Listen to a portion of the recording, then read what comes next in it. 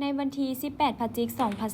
2025 ทีมข่าวโทรภาพนครเวียงจันทร์ได้ลงพื้นที่สัมภาษณ์ถึงความพร้อมของครูฝึกและนักกีฬายิงปืนกระทรวงป้องกันประเทศที่สนามฝึกซ้อมยิงปืน5 เมษายนเพื่อเข้าร่วมแข่งขันงานมหกรรมกีฬาแห่งชาติครั้งที่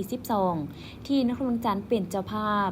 พันตรีบิกลีไสยศิษฐ์ครูฝึกนักกีฬายิงปืนได้รายงานถึงความพร้อมการวางแผนและการตั้งเป้าหมายว่าเจ้าสบายดีเฮาเองพันตรีบิกลีสัญญาสิทธิ์ครูฝึกกีฬายิงปืน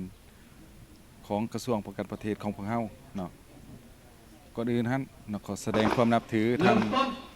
การนำภาครัฐของพวกเฮาที่ได้สีนำพากระทรวงป้องกันประเทศเฮาเข้าสู่การแข่งขัน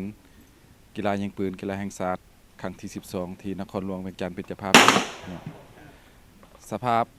เกี่ยวกับการเข้าแข่งขันของนักกีฬายิงปืนของพวกเฮาก็ได้ฝึกซ้อมในระยะ2 เดือนเนาะเพื่อเตรียมความพร้อมเข้าสู่การแข่งขันนี้เนาะจังซั่นมาเบิ่งรวมแล้วว่านักกีฬาของพวกเฮาก็พร้อมที่จะเข้าการแข่งขันนี้เถื่อเต็มร้อยเนาะอยู่ในการแข่งขันนั้นเนาะจังซั่นเฮ็ดให้ในการเข้าแข่งขันของพวกเฮานี่พร้อมทุกสิ่งทุกอย่างเนาะสำหรับกีฬายิงปืนของพวกเฮานี้เนาะก็ได้ส่งนักกีฬาเข้าในการแข่งขันอยู่จำนวน18 สหายเนาะในนั้นก็มียิง10 สหายเนาะชาย8 สหายเนาะจังซั่นมีประเภทกีฬาเข้าในการแข่งขันก็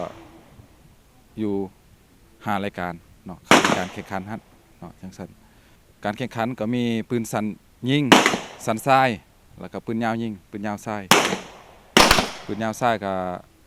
50 เมตรทรายแล้วก็50 เมตรยิงแล้วก็ปืนแก็บกลาง15 เมตรทราย15 เมตรยิงปืนแก็บกลาง15 เมตรทราย15 เมตรยิงแล้วก็เลปติฟายทรายยิงเนาะเพื่อเข้าในการแข่งขันในงานมหกรรมนี้พร้อมนี้ห้อยโถสุริพรหลวงจันดาวงศ์นักกีฬายิงปืนก็แสดงความรู้สึกที่ได้เข้าร่วมแข่งขันในงานครั้งนี้ถึงแม้ว่าตนจะได้เข้าร่วมการแข่งขันเป็นครั้งทำอิฐแต่ก็มีความพร้อมและตั้งเป้าหมายที่จะคว้าเหรียญคสบายดีข้าพเจ้าห้อยโทสุริพรหลวงจันดาวงศ์ประจำการอยู่ที่กองกีฬากองทัพเนาะ